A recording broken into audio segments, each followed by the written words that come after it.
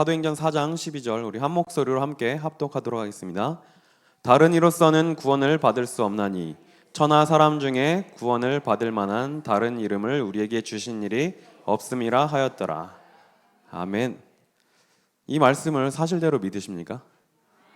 우리에게 구원의 길을 주신 것은 유일한 한 길입니다. 많은 길 중에 하나가 아니라요, 이 길 외에는 없음을 이 시간 붙잡으시길 바랍니다. 제가 몇 번 말씀드렸는데, 제가 이제 테니스 운동을 하는데, 이제 같이 운동하는 친구들은 이제 전도하려고 이렇게 시간표를 놓고 기도하고 있어요. 그래서 몇 명한테 이제 복음을 전하긴 했는데, 그 중에 이제 젊다고 해야 되나? 어쨌든 저보다 이제 좀 어린 한 명이, 동생이 이제 테니스 운동하러 잘 안 나오는 거예요. 그래서 요즘에 무슨 일이 있냐? 그랬더니 자기가 이제 성경 공부를 시작을 했대요.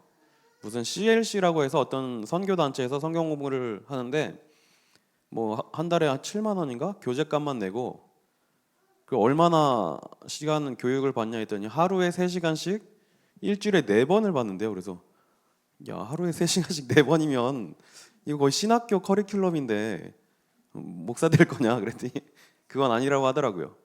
그래서 이제 처음에 좀 이상하더라고요. 약간 좀 신천지 이런 데 느낌 같은데, 그래서 이제 얘기를 해줬습니다. 하루에 3시간씩 일주일에 4번 교육을 받으면 이건 인생이 달라질 만한 그런 엄청난 시간이다. 잘 분별하고 조심해야 된다고 얘기를 해줬는데, 처음에 이제 너무 좋다고 이제 가더라고요. 나중에 알고 보니까 3개월째 딱 되는 날 역시나 예상했던 대로 자기네들이 신천지라고 이렇게 밝혔대요.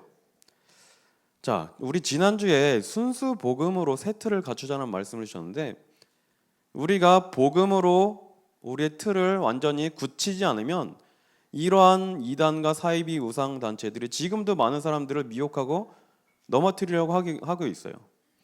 우리가 복음으로 완전히 굳건히 내 생각과 마음과 영혼을 틀을 갖추지 않으면 그렇게 미혹하는 영들에게 잘못하면 속을 수가 있는 거예요. 그래서 우리가 오직 복음으로 뿌리 내려야 될 이유가 바로 여기 있습니다.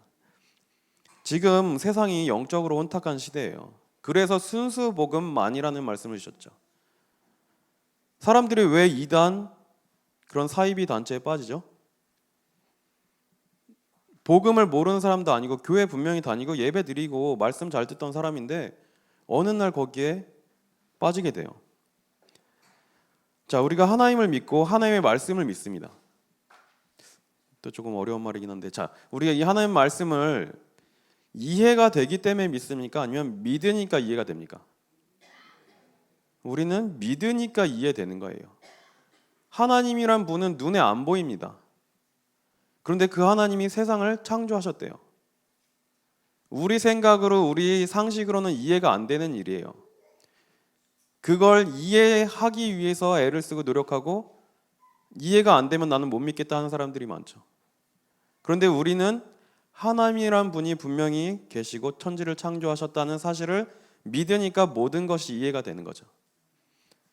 이단과 사이비에 빠지는 사람들의 특징이 바로 이겁니다. 믿어서 이해하는 것이 아니라 이해를 하려고 하다 보니까 이해가 안 되는 게 많은 거예요.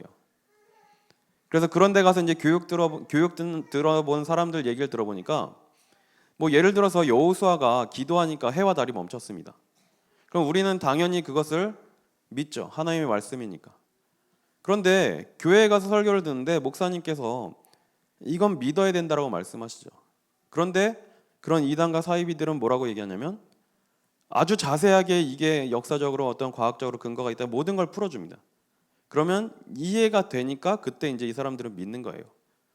그렇게 한 번씩 듣다 보면 머리 구조 자체가 이해가 안 되면 못 믿게 되는 거예요.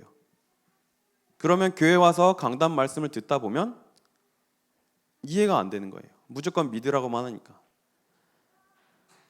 지금 이러한 상황 속에서 우리가 복음으로 깊이 뿌리 내려야 돼요. 안 그러면 지금 어떻게든 사람들이 미혹하고 속이고 넘기려고 애를 쓰고 있기 때문이에요. 뭐 저도 뭐 밤늦게 돌아다니거나 이러진 않는데, 늦은 시간에 번화 같은 데 나가보면 밤 10시 넘었는데도 하나님의 교회, 여호와의 증인, 신천지들이 그렇게 자기들이 우리가 말하는 전도하려고 애를 쓰고 돌아다니고 있어요. 자, 이러한 시기에 우리가 중요한 언약을 붙잡아야 되겠죠.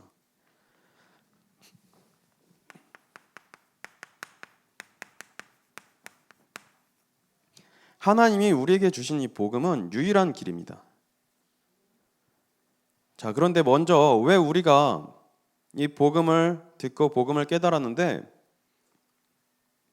왜 순수 복음이 아니게 되는지 여기에 대한 내용을 좀 봐야겠죠. 자, 우리나라의 역사적인 배경이나 뿌리를 보면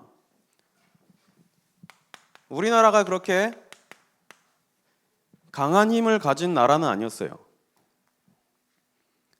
뭐 땅도 크지도 않고 인구도 그렇게 많은 편이 아니죠. 그래서 뭐 저도 어릴 때 이제 역사 공부를 했을 때 들어보면 백의 민족이라고 해서 이제 아주 하얗고 깨끗하고 남을 침략 안 하고 힘이 없어서 못 침략한 거지 사실 뭐 맨날 당하고만 살았죠. 얻어맞고 맨날 여기저기에 치이고.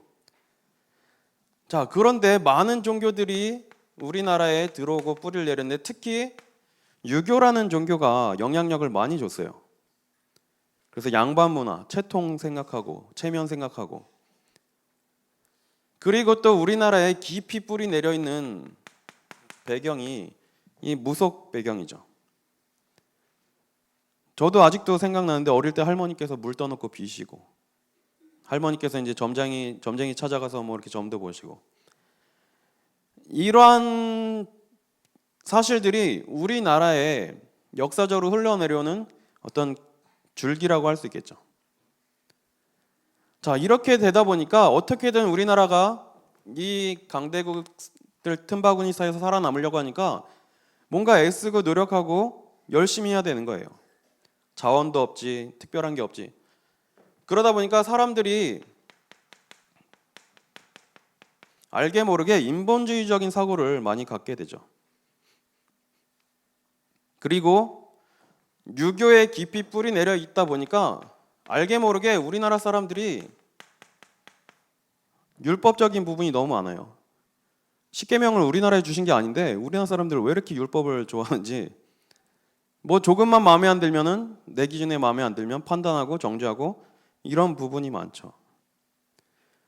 자, 그리고 무속이라는 것이 오랫동안 영향력을 끼쳐왔기 때문에 신비주의적인 요소를 가지고 신앙생활하는 사람이 너무 많습니다.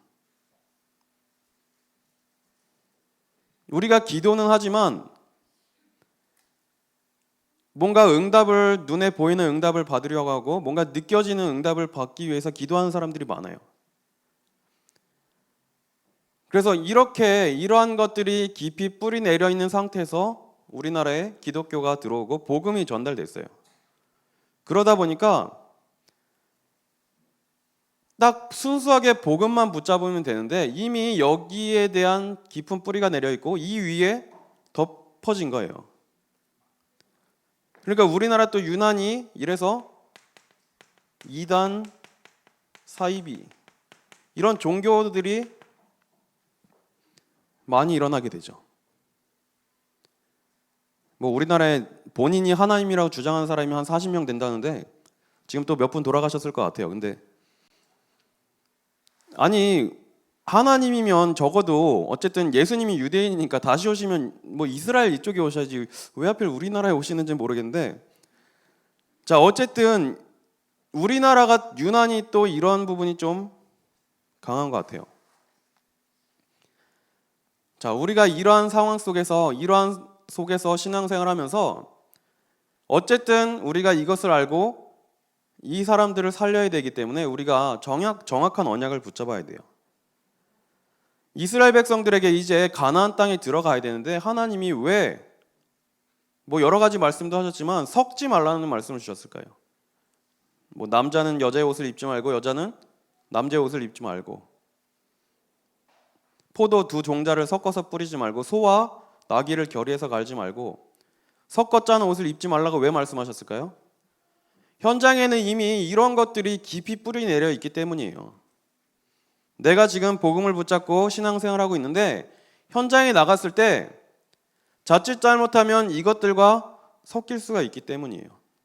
그래서 우리는 내가 복음으로 깊이 뿌리 내리고 무장해야 섞이는 것이 아니라 이들을 살릴 수가 있게 되는 겁니다.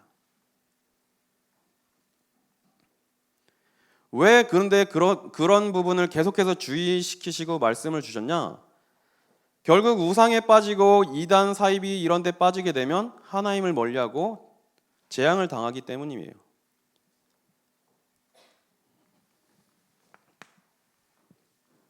지금 세상은 이 사탄이란 존재가 틀을 만들어 놓고 사람들을 지금도 실패시키고 멸망길로 가게 만들고 있습니다. 하나님은 모든 축복을 주셨어요. 그런데 이 사탄이란 존재가 거짓말을 하죠. 그런데 아담과 하와를 속여 넘긴 거짓말이 뭐냐? 창세기 3장의 거짓말이 뭐죠? 선악과를 먹으면 너희가 하나님처럼 될 수 있을 것이다. 아담과 하와가 선악과를 먹은 것이 왜 죄가 되느냐? 하나님이 만드신 피조물인데 하나님이 만드신 피조물로서 있어야 될 위치에 있어야 되는데 창조주의 위치를 넘보는 거예요. 그래서 하나님 말씀에 불순종하고 선악과를 먹고 하나님을 떠나게 된 거죠. 우리는 하나님의 지배를 받으면서 하나님과 함께 하도록 만드셨어요. 그런데 하나님을 떠나게 되다 보니까 내가 내 인생의 주인이 돼서 살아야 되는 거예요. 그래서 이걸 나중심이라고 하죠. 뭐 나중심이니까 뭐 이기적이고 나밖에 생각 못하고 뭐 그런 것도 맞겠지만 하나님이 중심이 아닌 내가 내 인생의 중심이 되어서 살아가는 거기 때문에 이것을 창세기 3장 문제라고 하죠. 하나님이 주신 축복을 놓치다 보니까 어떻게든 쌓고 모으고 가져야 돼요. 그리고 눈에 보이는 것을 위해 살아가죠. 먹고 마시고 즐기고. 물질 중심으로 살아갈 수밖에 없는 그런 현장이 되어버렸어요. 그리고 성공 중심으로 내 이름을 세상에 널리 알리고 흩어짐을 면하게 하자. 이렇게 해서 바벨탑을 쌓았죠. 그리고 지금도 계속해서 이러한 배경 속에서 사람들이 이 사탄이 만들어 놓은 이 속에서 살고 있어요. 그리고 인간의 힘으로 빠져나올 수 없는 불신자 6가지 상태에 빠져서 전부 다 멸망길로 가고 있습니다. 자, 그래서 이것을 영적인 배경이라고 보면 되겠죠. 창세기 3장 이후로 태어난 모든 사람들은 누구도 예외 없이 이 흐름대로 이 속에서 살아갈 수밖에 없는 겁니다. 그런데 사람이 태어나서 정해진 여정대로 살아가게 돼요. 자, 그런데 어떤 여정대로 살아가게 되냐? 욥기 1장 20절에서 22절. 자, 주신 이도 하나님이시고 거두신 이도 하나님이시라고 욥이 고백하죠. 욥이 일어나 겉옷을 찢고 머리털을 밀고 땅에 엎드려 예배하며 이르되 내가 모태에서 알몸으로 나왔사온즉 또한 알몸이 그리로 돌아가올지라. 주신 이도 여호와시요 거두신 이도 여호와시니 여호와의 이름이 찬송을 받으실지어니다 하고 이 모든 일에 욥이 범죄하지 아니하고 하나님을 향하여 원망하지 아니하니라. 아무리 세상 사람들이 많이 모으고 가지고 있다 하더라도 모든 것을 다 놓고 가야 되는 날이 오는 거예요. 그런데 공부 많이 하고 지식을 쌓고 아무리 애를 써보지만 헛된 철학과 헛된 속임수로 사람들을 지금도 속이고 있습니다. 누가 철학과 헛된 속임수로 너희를 사로잡을까 주의하라. 이것은 사람의 전통과 세상의 초등학문을 따르며 그리스도를 따름이 아니니라. 그렇게 공부 많이 하고 훌륭한 일을 하고 애를 써보지만 철학과 헛된 속임수에 속아서 이렇게 실패된 삶을 살게 되는 겁니다.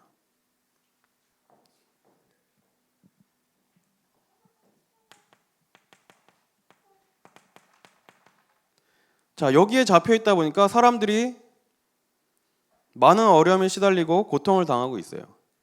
그래서 귀신 들린 사람들, 질병에 시달리는 사람들, 이렇게 점점 어려움을 당하고 있습니다.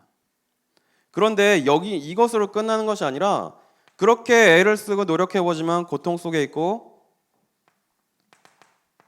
어려움을 당하다가 결국 죽음이란 걸 맞이할 수밖에 없게 되죠. 누구든지 죽을 수밖에 없는 그런 여정 속에 살고 있는 거예요. 그런데 단순히 죽는 것으로 끝나는 것이 아니라 그 이후에 심판이 있다고 분명히 말씀하셨어요. 누가복음 16장 19절에서 31절. 죽음 뒤에는 심판을 받게 되는데 예수를 그리스도로 구원자로 믿은 사람은 천국에 가고 믿지 않은 사람은 지옥에 가게 되죠. 아무리 훌륭한 가문과 배경을 가지고 태어났다 하더라도 영적으로 본다면 이러한 여정을 지금 불신자들이 가고 있는 거예요. 그리고 우리도 하나님의 은혜로 구원받지 못했더라면 똑같은 여정을 갈 수밖에 없었겠죠.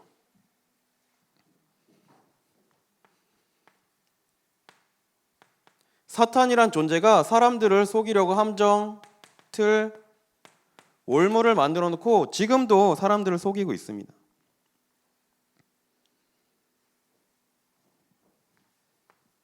요한복음 8장 44절. 너희는 너희 아비 마귀에게서 태어났다고 했어요. 이 마귀는 살인한 자고 거짓말장이라고 분명히 성경은 말씀하고 있습니다.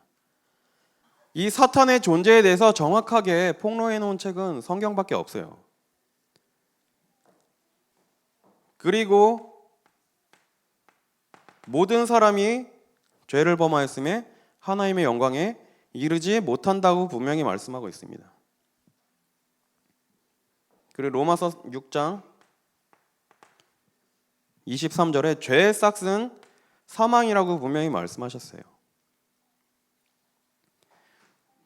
그리고 히브리서 2장 15절 또 죽기를 무서워함으로 한평생 매어 종노릇 한다고 분명히 말씀하고 있습니다.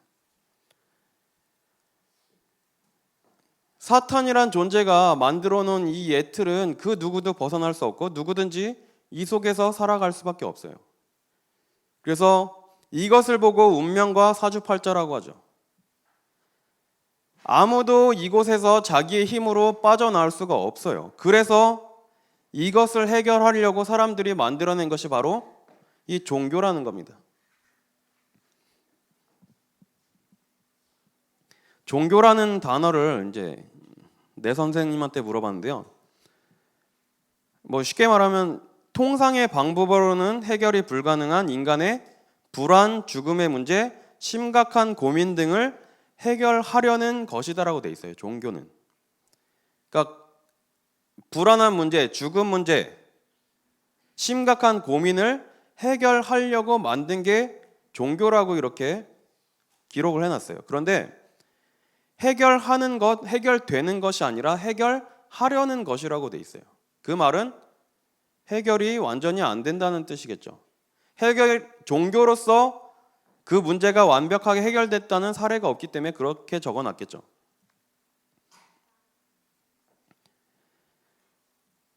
그 누구도 여기서 빠져나올 수 없기 때문에 하나님께서 여기에 빠져있는 모든 인류를 위해서 빠져나올 수 있는 유일한 길을 열어주셨습니다. 그래서 그게 바로 오늘 읽은 사도행전 4장 12절이에요. 다른 이로서는 여기서 빠져나올 수가 없습니다. 다른 이의 이름으로는 여기서 구원을 받을 수가 없어요. 그런데 천하 사람 중에 구원을 받을 만한 다른 이름을 우리에게 주신 적이 없고 오직 예수 그리스도만 붙잡을 때 여기서 빠져나올 수 있도록 유일한 길을 열어주신 거예요. 그래서 우리가 이 순수한 복음을 붙잡고 이것을 깊이 뿌리 내려야 되는 거죠.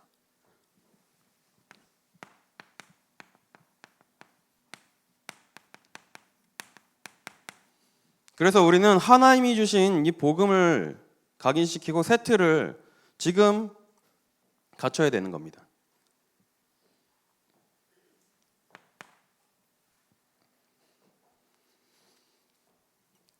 여기에 모든 사람이 잡혀 있는데 여기에서 빠져나오고 해방받는 걸 보고 구원이라고 합니다.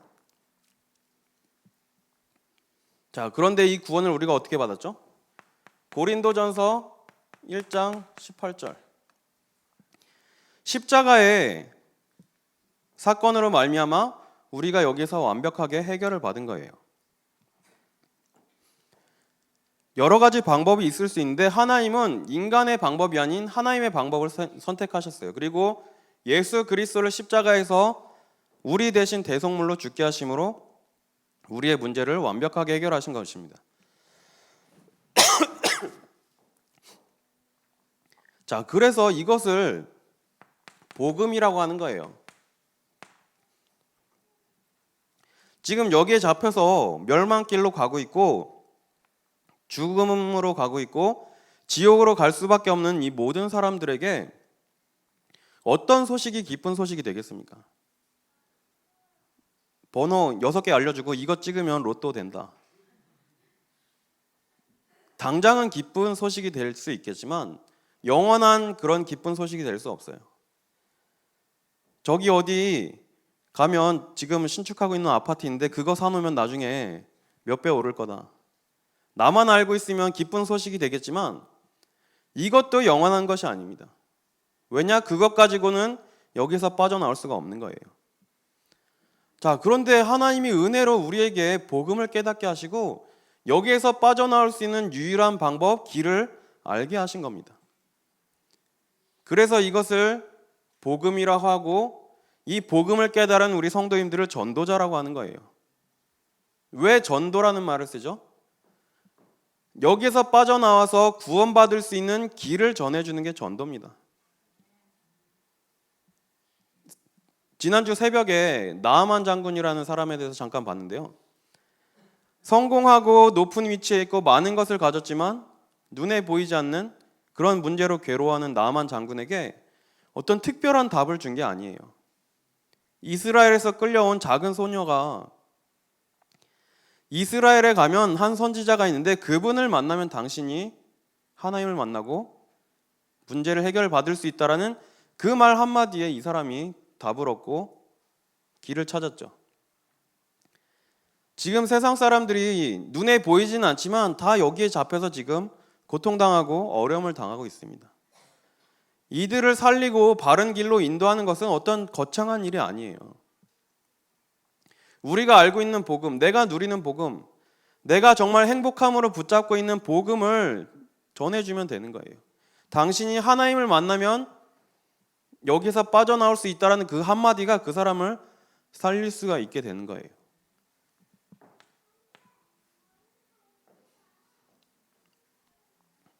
그런데 하나님께서 우리에게 주신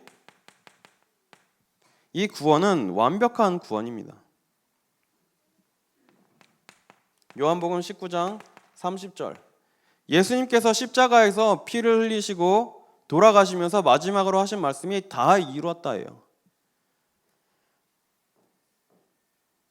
아무도 해결할 수 없는 이 문제를 완벽하게 해결하셨다는 말씀이고요. 하나님 만날 수 없는 인간에게 하나님 만나는 길을 여셨다는 말씀이에요. 내가 이것을 구원을 이뤘는데 당신이 지금 걱정하는 자녀 문제는 아직 해결 못했다.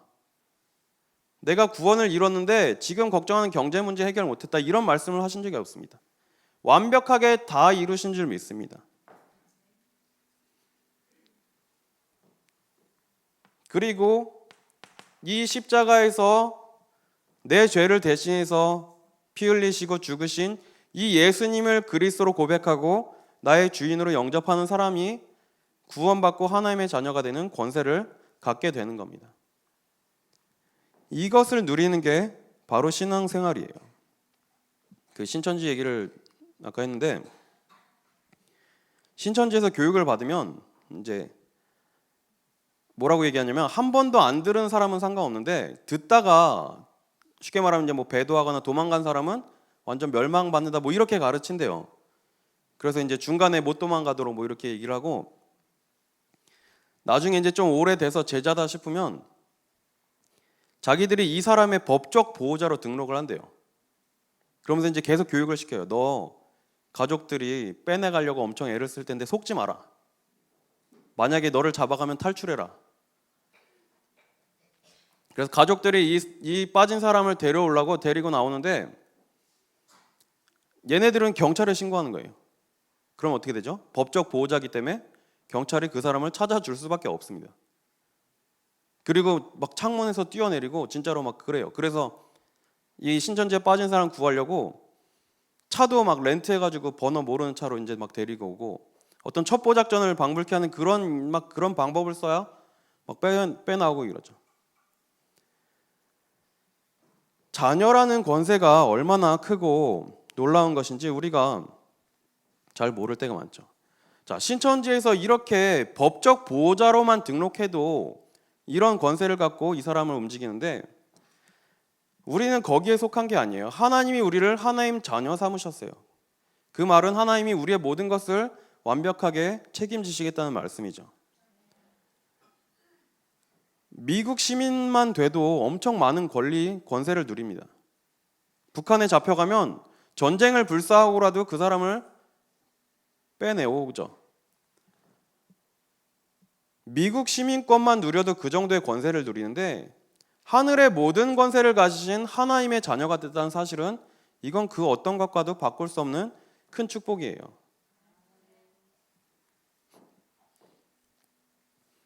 자, 그리고 또 하나님의 자녀가 됐다는 말은 이제 더 이상 마귀와는 상관이 없는 존재가 됐다는 말이죠.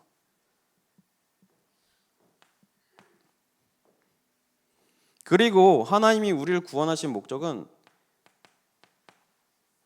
결국은 내가 받은 이 복음을 또 다른 사람들에게 전하라는 중요한 사명을 주신 거예요. 아까 말씀드린 대로 이 십자가 사건을 모르고 이것이 나와 상관이 없다면 우리들도 똑같이 이 속에서 빠져서 이대로 멸망길로 갈 수밖에 없는 거예요. 그런데 하나님은 고린도전서 1장 21절 우리 함께 보도록 하겠습니다. 고린도전서 1장 21절입니다. 하나님의 지혜에 있어서는 이 세상이 자기 지혜로 하나님을 알지 못하므로 하나님께서 전도에 미련한 것으로 믿는 자들을 구원하시기를 기뻐하셨도다. 하나님께서 우리 성도님들을 전도자로 부르셨습니다.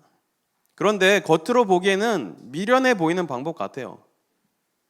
지금 잘 살고 있고 뭐 부족함이 없어 보여요, 사람들이. 그런데 전부 지금 이 속에 빠져 있는 이 영적인 사실이 보여야 됩니다. 그런데 우리가 말하고 전하는 것이 미련해 보이지만 이 사람을 살릴 수 있는 방법은 이것밖에 없는 거예요. 자, 그래서 우리의 인생 여정은 이제 완전히 여기서 벗어나서 하나님이 만들어 놓으신 여정길로 가게 되는 겁니다. 자, 그래서 우리가 지금까지 걸어온 인생의 모든 경험과 모든 것들은 하나님이 우리를 사용하시기 위한 발판이에요. 뭐 우리가 렘넌트 얘기를 워낙 많이 해서 많이들 아시죠. 요셉이 억울할 법도 한데 한 번도 변명한 장면을 본 적이 없습니다. 그런데 노예로 가고 감옥에 가고 그 모든 것들이 결국 총리로서의 역할을 감당하기 위해서 하나님이 만드신 그런 방법이었어요. 요셉이 노예로 있다가 쇼생크 탈출을 찍었다. 감옥에서 탈출했다. 뭐 행복한 삶을 살았을지는 모르겠지만 하나님이 예비하신 세계복음화의 그런 응답은 누리지 못했을 거예요. 그렇게 본다면 하나님이 우리에게 예비하신 미래가 있습니다. 그런데 지금 내 환경, 내 상황, 내 문제를 보면 오히려 이상해요. 잘 될 것 같은데 자꾸 오해가 생기고 문제가 생기고 요셉도 그랬죠. 이제 좀 풀릴만 한데요. 누명 쓰고 더 안 좋은 감옥에 가게 돼요. 그런데 그 모든 것이 하나님이 요셉을 사용하시기 위한 무대고 작품이었던 거죠. 그렇게 본다면 우리가 지금 겪고 있는 문제, 우리가 지금 당하고 있는 이 모든 어려움은 하나님이 우리를 쓰시기 위해서 지금 발판 삼고 우리를 만들어 가시는 과정인 거예요. 그렇기 때문에 우리는 순수 복음으로 틀을 갖추고 세상을 살려야 될 줄 믿습니다. 그래서 우리는 순수 복음으로 현장을 살리는 전도자로 하나님이 부르셨어요.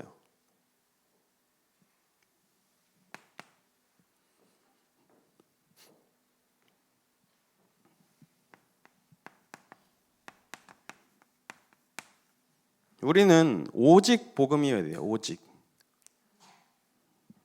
아까 처음에 서론에서 말씀드린 대로 많은 것들 중에 하나가 아닙니다. 오직입니다. 매일매일 이 복음을 누리는, 오직 복음을 누리는 이 시간을 우리가 가져야 돼요. 그래서 우리 계속해서 강단 말씀을 유튜브로 방송하고 또 녹취록을 나눠주고 계속하는 이유가 뭐냐? 매일매일 하나님이 주신 말씀 속에서 복음을 확인하는 시간을 가지라는 말씀이에요. 이걸 누려야 사람들을 살릴 수 있는 영적인 힘이 생기는 거예요.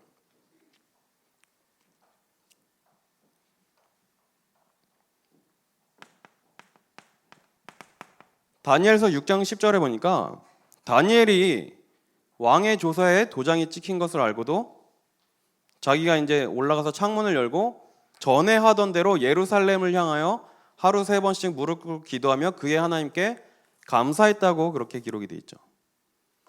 우리에게 매일매일 이러한 시간이 필요합니다. 하나님께 엎드리고 하나님께 무릎 꿇고 하나님을 바라보는 시간이 있어야 돼요. 그래서 이것을 붙잡고 오직 기도 속으로 들어가는 겁니다. 자, 우리 오늘 오전에 말씀을 통해서 우리 받았죠. 기도는 내가 원하는 것을 기도하는 게 아니에요. 하나님이 원하시는 걸 붙잡고 기도 속으로 들어가는 겁니다. 초대교회 사도들이 모여서 무엇을 붙잡고 기도했죠? 예수님께서 주신 약속을 붙잡고 오로지 기도 속으로 들어간 겁니다. 우리가 이제 더 이상 할 것은 많이 없어요. 강단 말씀 붙잡고 우리에게 주신 언약을 붙잡고 함께 모여서 오로지 기도 속으로 들어가야 되는 것입니다. 자, 그리고 우리의 인생의 최종 목표는 결국 오직 전도예요. 아까도 말씀드린 대로 내가 많은 것을 이루었다 한들, 많은 것을 가진다 한들 어쨌든 언젠간 다 놓고 가야 됩니다. 그 세상을 호령했던 그 알렉산더 대왕인가요? 젊은 나이에 죽었던 거로 기억하는데 자기가 죽을 때 관에 구멍을 뚫어서 양손을 이렇게 밖으로 빼라고 얘기를 했다고 하죠.